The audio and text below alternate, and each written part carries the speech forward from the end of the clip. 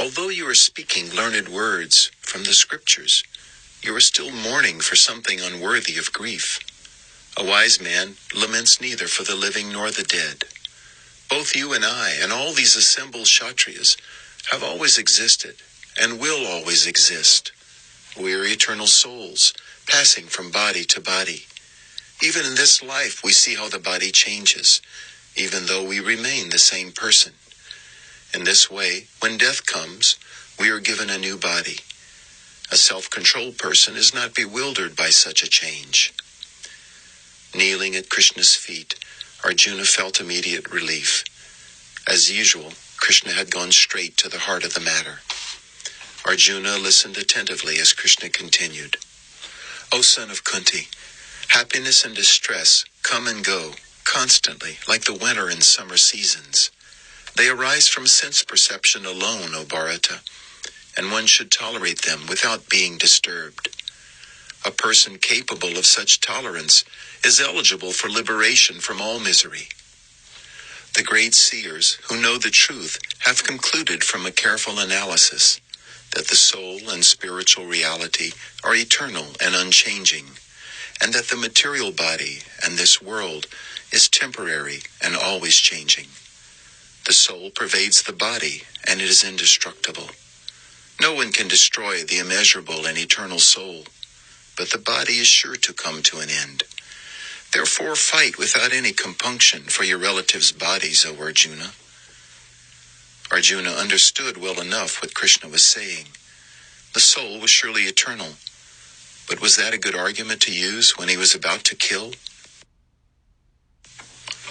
Out of love for Arjuna and understanding his doubts, Krishna said, Neither he who thinks the living entity the slayer, nor he who thinks it slain, is in knowledge, for the self slays not, nor is slain.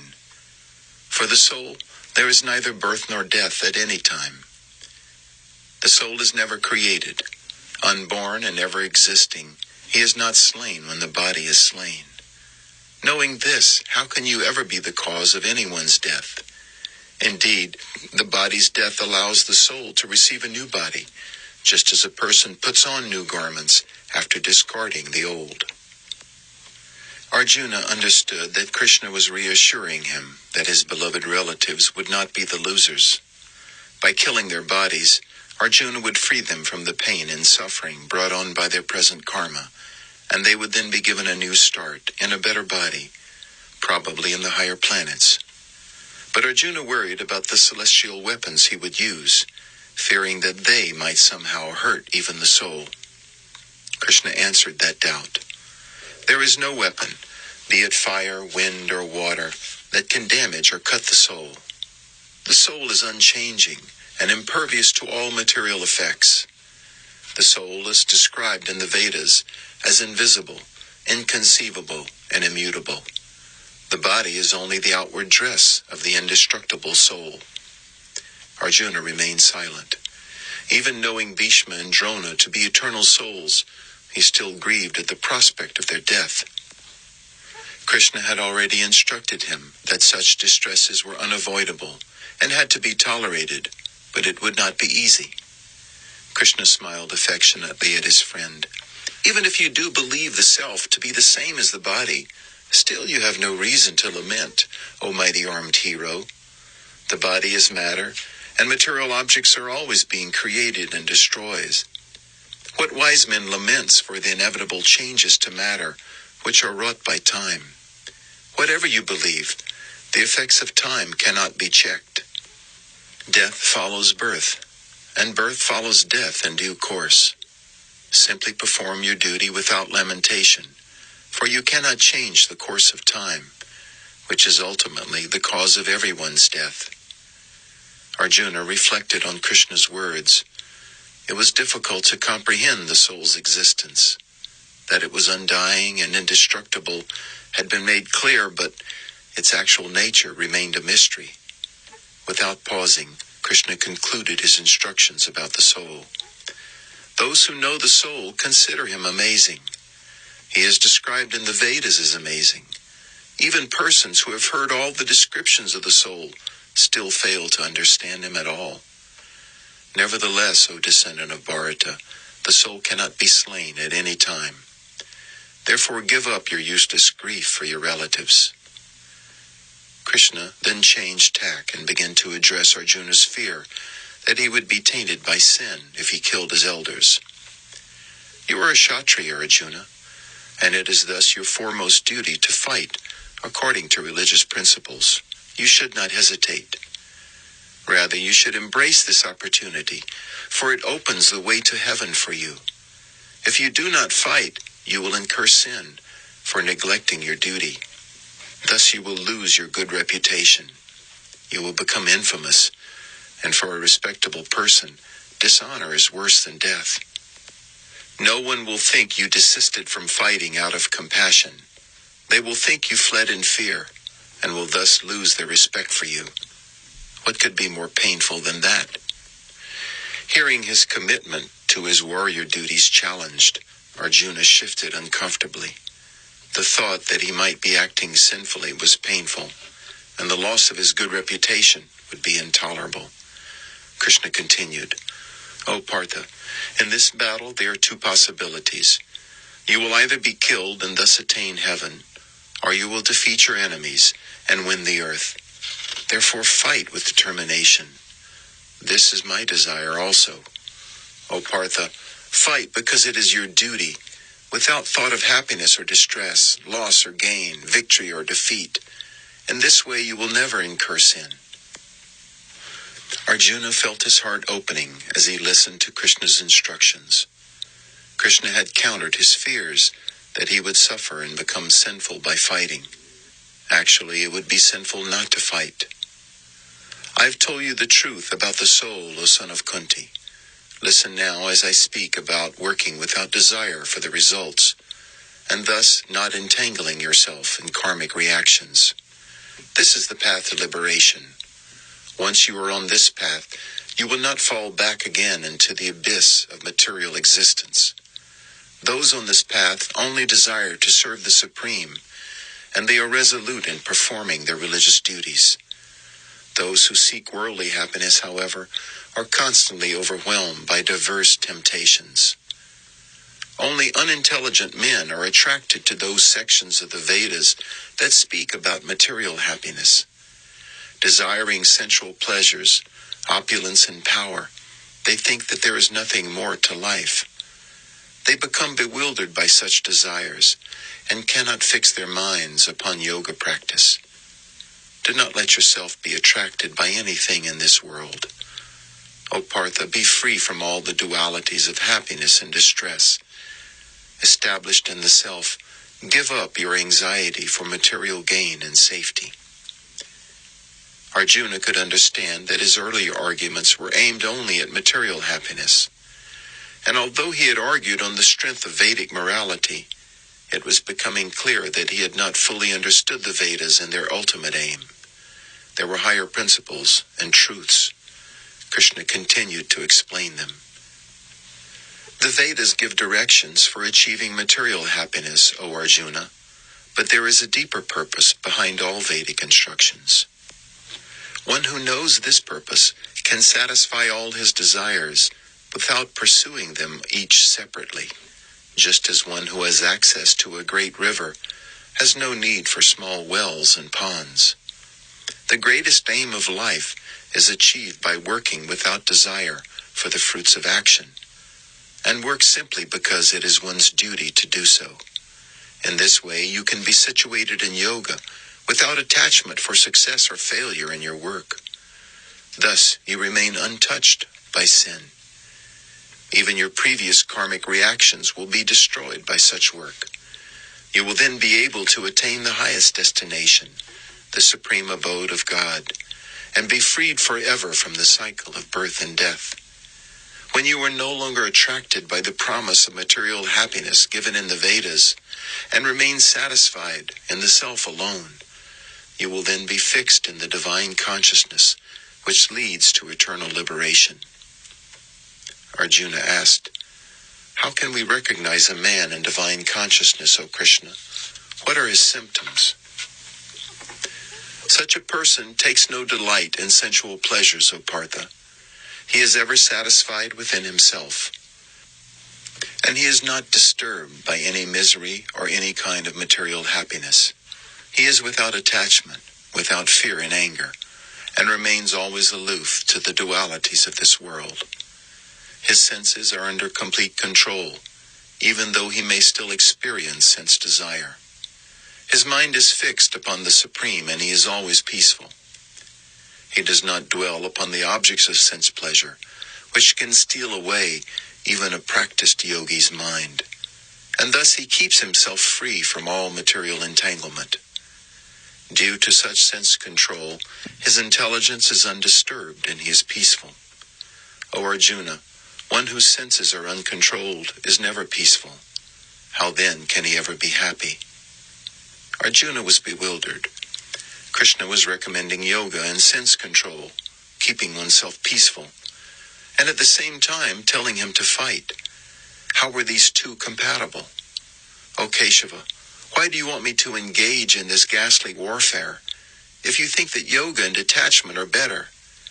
Surely fighting requires me to be motivated by a desire for victory. I am confused by your instructions. Please tell me clearly what will be most beneficial for me. O sinless Arjuna, there are two paths to liberation.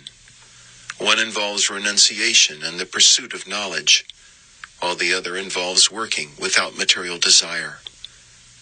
One cannot achieve perfection by renunciation alone, for by simply stopping work, one does not necessarily remain free from karmic reaction. Impelled by his nature, a man is forced to act at every moment, even if the action is only in his mind. To withdraw the senses while allowing the mind to think of sense pleasures is useless. O Arjuna, it is simply a pretense of yoga. Far better is the man who uses his intelligence to control his senses and at the same time works without attachment. Arjuna thought of his own case. Even if he tried to renounce the battle and remain aloof, his mind would still work. It was likely he would continue to think of Duryodhana and his evil deeds, and of how Yudhisthira had been robbed of the kingdom. Those thoughts would sooner or later impel him to act, to take up arms and fight. But how can one fight without attachment? Work must be done as a sacrifice for Vishnu, O son of Kunti. This is detached work. Therefore work only for his satisfaction. By such sacrificial work, a man can achieve all life's necessities and at the same time make spiritual progress. Only a man who is completely self-satisfied need not perform such work. Arjuna wondered if he was able to remain self-satisfied. He already had some experience of yoga and meditation. Did he really need to work? Krishna smiled. A genuinely detached man sees no need for work, but he also sees no need to give up work. He works simply as a matter of duty and without desire for the results. By this work, he ultimately attains the Supreme. He also sets the right example for others, for whatever a great man does will always be followed by ordinary men. Krishna was thinking of Arjuna's position in society. He was a highly esteemed leader and hero. If he gave up his duty, even assuming he was qualified to do so, then his example would be imitated by unqualified men. Krishna reminded Arjuna of the famous King Janaka. Although renowned as an advanced spiritualist and quite able to remain fixed in meditation on the Supreme, Janaka had nonetheless continued to do his duty as a king. Think of my own example, O Partha. You know my identity as the Supreme Lord of all the worlds. What duty is there for me? Nevertheless, I execute all the duties incumbent upon a man in my position very carefully. If I did not do so, then all the worlds would fall into ruination, for all men would follow my example. Arjuna knew that Krishna, as a householder and member of the royal order, was scrupulous in performing the duties prescribed in the Vedas for such men. It was a perfect example. One who knows the truth knows well the difference between material work, motivated only by sensual desires, and work done for the pleasure of the Supreme. O Arjuna, I am that Supreme. Therefore fight for my pleasure, without desire for personal gain, with no claims to proprietorship, and without lethargy. Those who work only according to my instructions, with full faith in me, attain complete liberation. Those who disregard my injunctions, however, are simply fools, and will achieve neither perfection nor happiness. This made sense to Arjuna. He understood Krishna's divinity, and he and his brothers had enjoyed Krishna's protection up to the present moment, and now he stood ready to go with them into the battle against their enemies. Why then did not all men devote themselves to Krishna's instructions? Arjuna voiced his doubt. Why, dear Lord, do men not do their religious duties? They are overpowered by lust, the greatest enemy in this world. Due to excessive desire for material objects, men commit sinful activities, not seeing the suffering that will result. Lust is never satisfied. Rather, it burns like fire, and when it is frustrated, it turns to anger. A man is thus completely bewildered when he gives in to lust. O Arjuna, you should check lust by controlling your senses. Otherwise, it will destroy your knowledge and self-realization. Listen now as I explain the science of sacrifice and self-control. Krishna told Arjuna that the knowledge he was speaking was ancient, that he had first told it to the sun god millions of years ago. Hearing this, Arjuna asked, How can I understand this, Krishna? It appears that you were born in this world only recently. Both of us have had countless births, O Arjuna. I can remember all of them, but you cannot. Actually, I am never born like ordinary men. My body is transcendental, and neither changes nor deteriorates. Still, I appear to take birth in every age. I come only to establish religion and curb irreligion, Partha. In this way, I deliver the pious and annihilate the demons. One who understands the truth about my transcendental birth and activities will not have to take another material body. Those who take refuge in me will become free from attachment, fear, and anger, and will attain pure, transcendental love for me. According to their faith in me, I reciprocate with all men, O Arjuna. Anyone can attain me. Krishna explained that he had also arranged for the fulfillment of men's material desires. He was prepared to get everyone whatever they wanted, whether it be sense enjoyment or love of God. He had no vested interests in the material world and simply acted in reciprocation with men's desires according to what they deserved. Krishna himself was always transcendental to the material world. Knowing this, all the liberated souls in the past had attained perfection. They acted only for Krishna's pleasure. Such work was without reaction, as he was the supreme transcendence. But those who renounced work, if the renunciation was not done for his pleasure, were still subject to reaction. Anything done on one's own account, whether motivated by attachment or repulsion, carried karmic reaction. After describing various kinds of sacrifice, Krishna said, All types of sacrifice are meant to culminate in transcendental knowledge, or realizing one's identity as an eternal servitor of the Supreme. This is the mature fruit of all mysticism, and it burns to ashes all of one's accumulated karmic reactions. By working in this knowledge, one is never again affected by the reactions of work. All of your doubts have arisen out of ignorance, O Arjuna. Kill them with the weapon of knowledge. Armed with yoga, O Bharata, stand and fight. As Krishna went on to explain how to work in devotion, Arjuna began to understand that this was true renunciation. Only by dedicating all one's work to the pleasure of the Supreme could one be genuinely detached.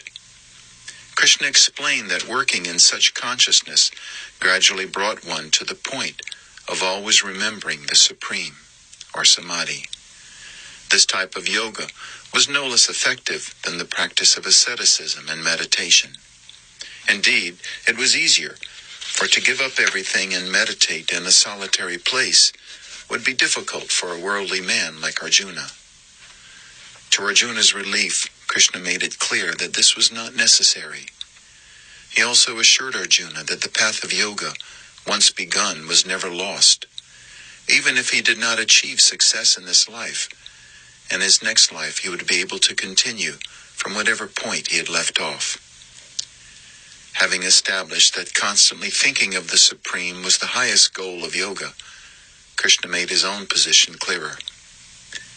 It is I who should always be remembered, O Partha. There is no truth superior to me. Everything rests upon me as pearls are strung upon a thread.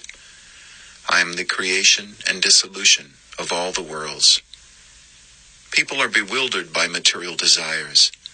Thus they do not know me, who am always above the material world. It is hard to fully overcome attraction to this material world and its allurements. Only by surrendering to me is it possible. It may take many births and deaths of striving in yoga until one finally comes to understand me. It is a rare soul who achieves such perfection. Due to their lack of intelligence, most men are content to worship lesser gods. Other foolish men think that beyond me lies some impersonal supreme existence. Because of deep-seated material desires, such fools can never know me, although I am the Lord and knower of all living beings. But this required a lifetime of practice. Arjuna listened without question, as Krishna described the best process for always remembering him. This is the king of knowledge, Arjuna, the most secret of secrets, and the perfection of religion. It is I alone who am to be worshipped and served with love. Fools cannot understand how I am able to assume a human form and appear in this world. They do not know my transcendental nature as the supreme Lord of everything. Intelligent men, however, are fully engaged in my devotional service. They are always chanting my glories, endeavoring to please me with great determination, bowing down before me, and worshiping me with all their hearts. I always personally protect such persons. I am indebted to anyone who lovingly offers me even a leaf, flower, or fruit. Therefore you should do everything as an offering to me, O son of Kunti. In this way you will achieve perfection. This is the highest instruction. Engage your mind always in thinking of me. Become my devotee, offer obeisances to me, and worship me. By such full absorption in me, surely you will come to me, life's supreme goal. Arjuna was now looking at his friend with amazement and love. The Supreme Lord had become his charioteer. Surely this was a testament of his loving reciprocation with his devotees. Who could ever understand it? Krishna seemed so human. How would people be able to accept his supreme divinity? Again, understanding Arjuna's doubts, Krishna went on. Those who are devoted to me are able to know of my position and opulence. Because you are my dear friend, I will explain further about myself. Not even the demigods and great sages can know me in full, for in every respect I am their source. I am the source of all things, material and spiritual. Everything emanates from me. The wise who know this perfectly engage in my loving devotional service. Their thoughts always dwell in me, and they derive great pleasure from talking about me. To one who constantly serves me with love, I give the understanding by which he can come to me. With the shining lamp of knowledge, I destroy all their ignorance. Arjuna had no doubts about Krishna's position. He had already experienced Krishna's power and opulence, as well as having heard it described by so many rishis. Now Krishna was making it plain. Arjuna was awestruck. Folding his palms, he knelt before Krishna and said, "You are the original Supreme Person, the ultimate abode, the absolute truth. Unborn, eternal, and transcendental, you are the greatest of the great and the possessor of all opulences.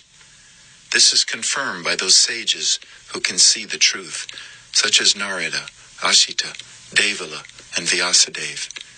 And now you yourself are declaring it to me. O Krishna, I totally accept as truth all that you have told me. None can know you, not even the gods and asuras. You alone can know yourself by your own potency, O Lord of all beings, God of gods, Lord of the universe. Feeling a surge of divine love, Arjuna asked Krishna to describe himself further. Tell me how it is that you pervade all the worlds, O Lord. How should you be remembered, and how can you be known?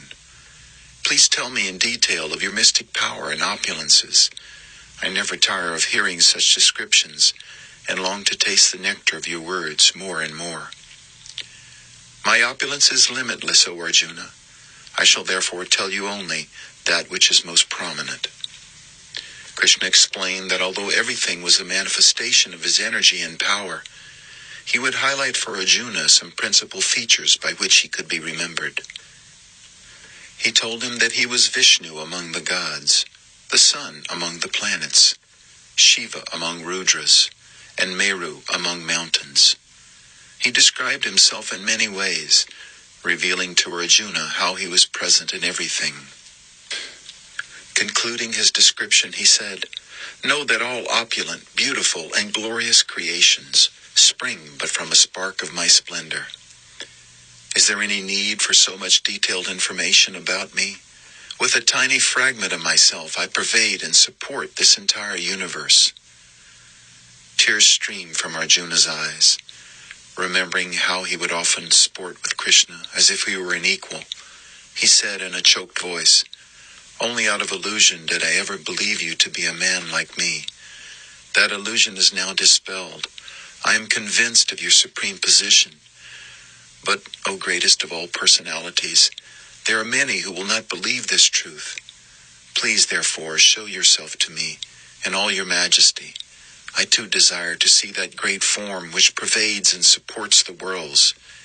If I am able to see it, O Lord, then please display it to me now. Krishna assented to Arjuna's request. See now my mystic opulence, O son of Kunti. Here are my hundreds and thousands of very divine and multicolored forms. My dear Arjuna, I shall bestow upon you divine vision, for you cannot see me with your present eyes. Behold, O best of the Bharatas, all that you desire to see, and all that you will ever desire to see in the future. Everything moving and unmoving is here in one place. As Arjuna looked on in astonishment, Krishna displayed his universal form. In Hastinapur, he had shown a partial manifestation of this form, but this time he exhibited it in full. Arjuna became aware of a vast form, possessing unlimited eyes and mouths. It was decorated with countless celestial ornaments and held many divine weapons. Decked with celestial garments and garlands, it was wondrous, brilliant, unlimited, and expanded everywhere. It seemed as if hundreds of thousands of suns had risen simultaneously. And finding it difficult to look at the universal form, Arjuna said, O inexhaustible one, this unlimited body of yours is wonderful and at the same time terrifying. I see all the gods and rishis standing before you and offering prayers.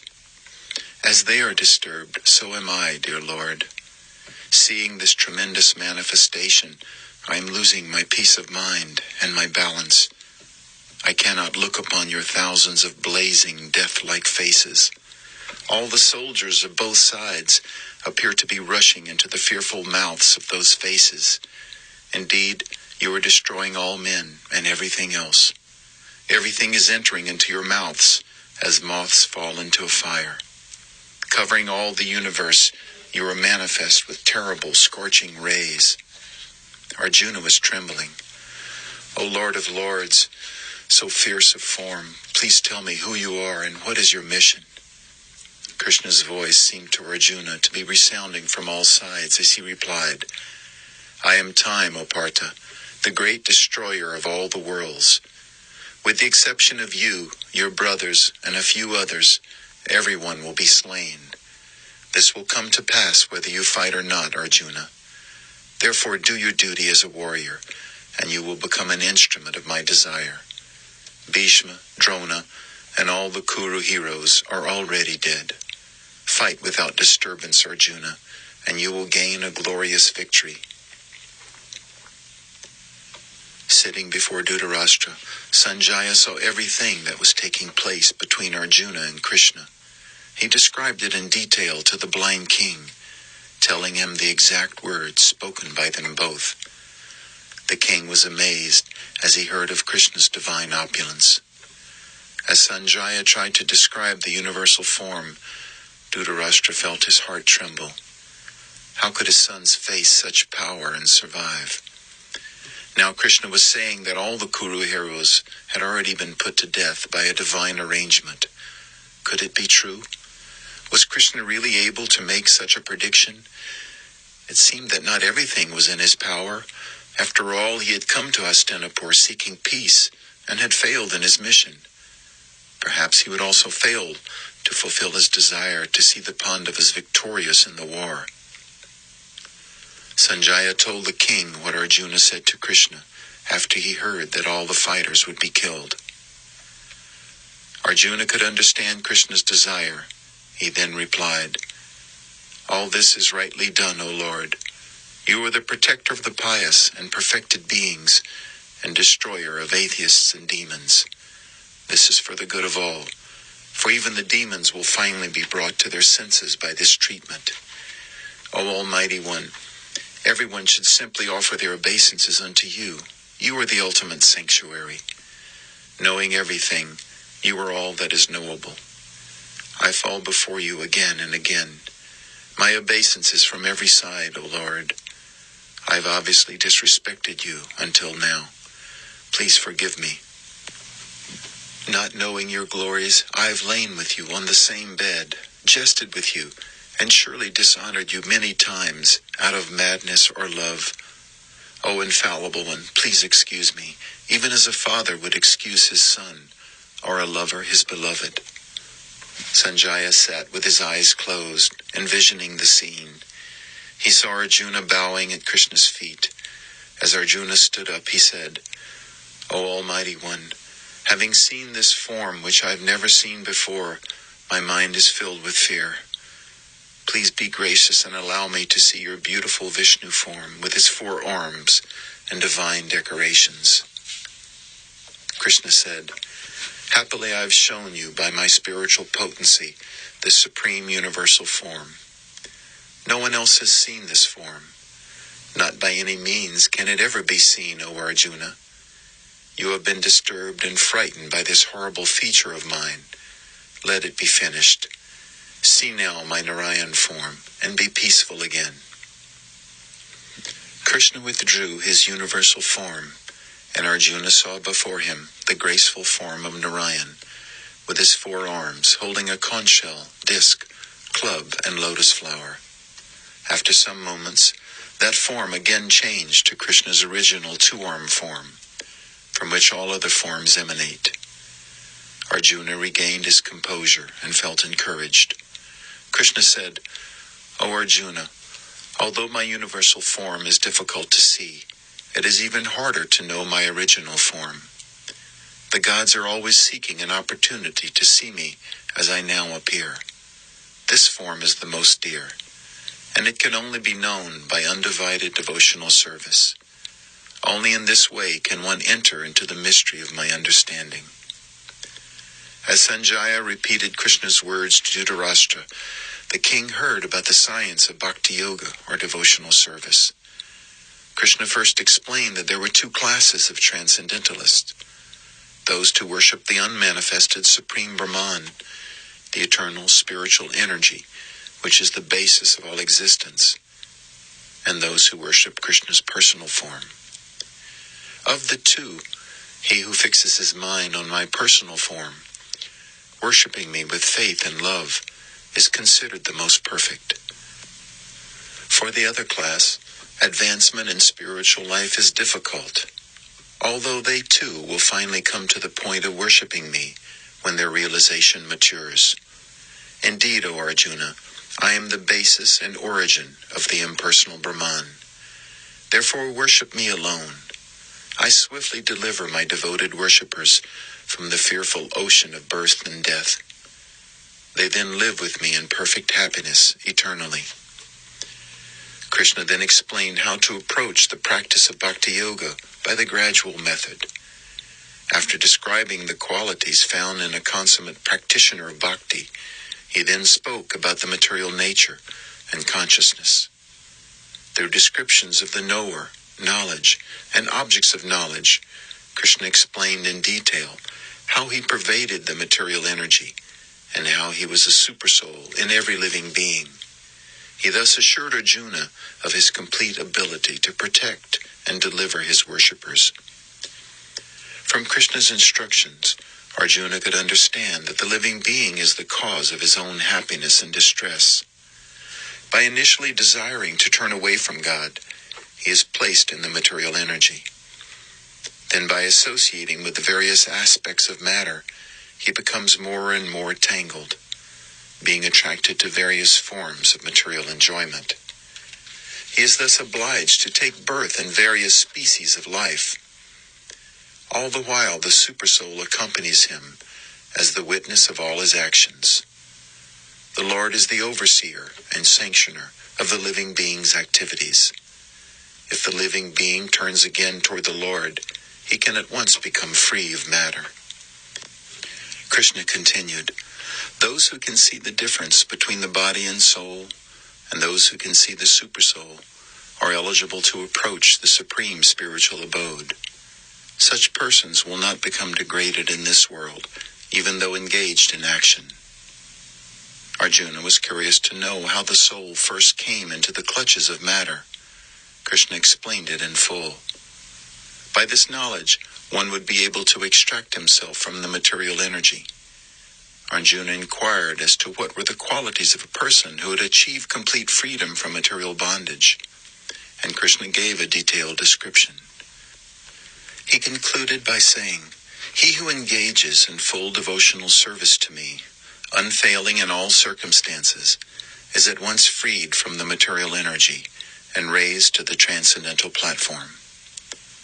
Arjuna understood that freedom from matter did not mean leaving the material world altogether. It simply meant being freed from attraction and attachment to material things and working only for the pleasure of the Lord. In this mood, Arjuna should fight.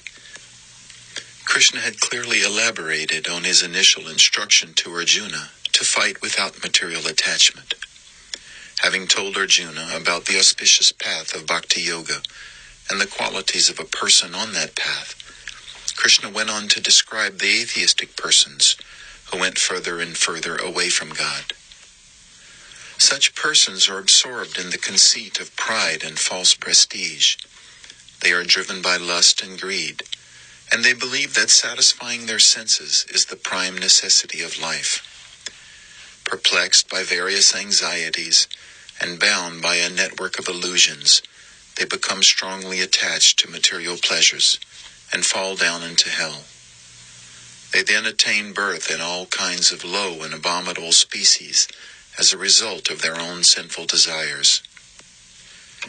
Those who disregard scriptural injunctions and act whimsically achieve in the end only misery. Krishna concluded his instructions to Arjuna by describing how a person could work in the spirit of renunciation.